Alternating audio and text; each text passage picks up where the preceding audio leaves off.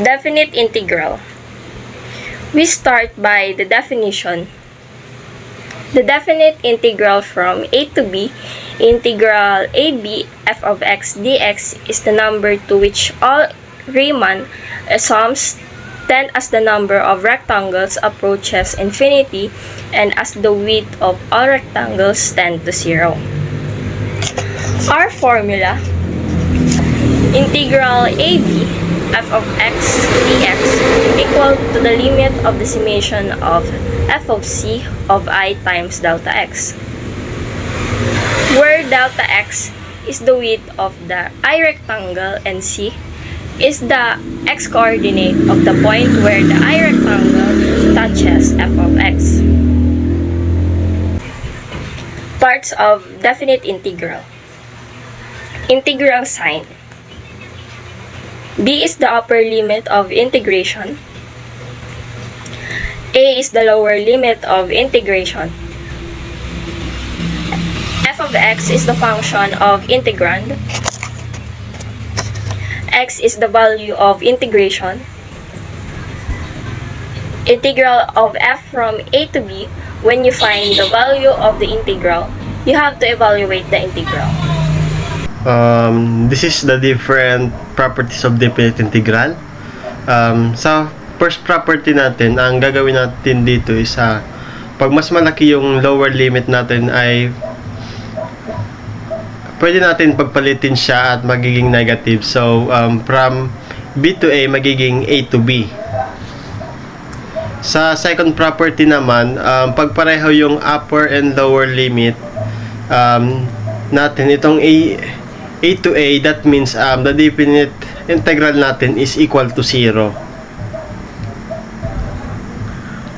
Sa third naman, pag may integral ka ng fx and gx, ay parang i-distribute lang natin. Ito ay ito ay ang ating sum and difference. Then fourthly, yung c is a constant, i-multiply lang natin sa difference ni b and a natin. Yun lang. Then lastly, ang gagawin nyo lang dito sa last na property, ilalabas nyo lang yung number or constant. Yun lang. I hope you understand, and let's move on to the examples. Let's try to solve this using the properties of the definite integral. We have a given here. Integral f of x dx from 1 to 3 is equal to 6. Integral f of x dx from 3 to 7 is equal to 9. So let's solve the number 1. Integral 3 f of x dx from 1 to 3.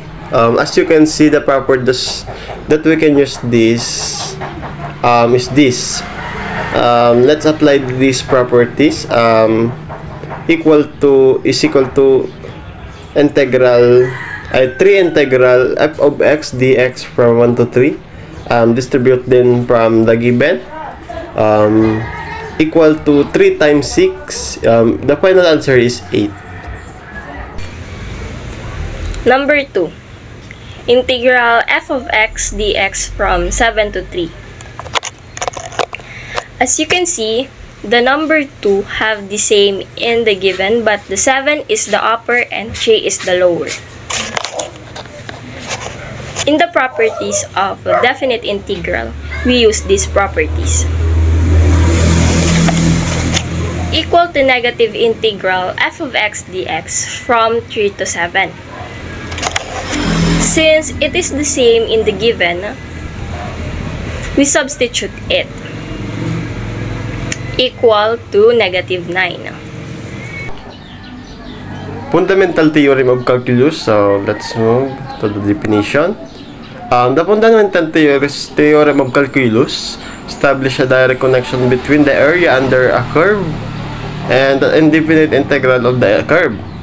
It is stated that the area under a continuous curve y equal f of x between 2 points from 2 points A and B can be determined by finding the difference between the values of any antiderivatives of f of x at those points, expressed as f of b minus f of a.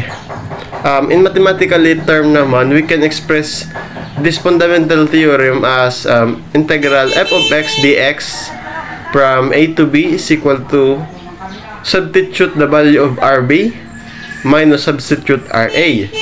And whatever the result, that's our value of definite integral. Next, we have two example here. Let's try or see the number 1 first. Integral 3x squared minus 2x plus 1 dx from 1 to 2. We have a formula for each integral. Just distribute the every dx for every term. Equal to 3 integral x squared dx from 1 to 2 minus 2 integral x dx from 1 to 2 plus integral of dx from 1 to 2. The next is we use the power rule integral. The power rule is integral of u to the n du equal u to the n plus 1 over n plus 1. Using the integral power rule, we have equal to 3x cubed over 3 plus 2x squared over 2 plus x from 1 to 2. Next is simplify. Cancel the 3, cancel the 2. So we have x cubed minus x squared plus x from 1 to 2. Next is substitute the upper and lower limit is equal to 2 cubed minus 2 squared plus 2 minus 1 cubed minus 1 squared plus 1. Then simplify. 8 minus 4 plus 2 minus 1. Solve it. 6 minus 1. Final answer is 5. Number 2. Integral 3x squared plus 4 over x squared dx from 1 to 3. So again, we have direct formula for the integrand, so just distribute the dx.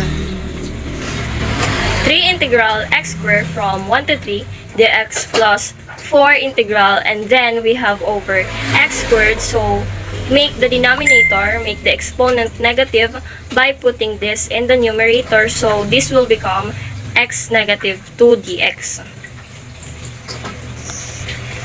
Next, use the integral power rule. Equal 3x cubed over 3 plus 4x negative 1 over negative 1. Simplify, cancel out 3, so we have x cubed plus 4 over x from 1 to 3. Now, substitute the limits, upper limit first. 3 cubed minus 4 over 3 minus 1 cubed minus 4 over 1. Simplify 27 minus 4 over 3 minus 1 minus 4. So, the final answer, 86 over 3.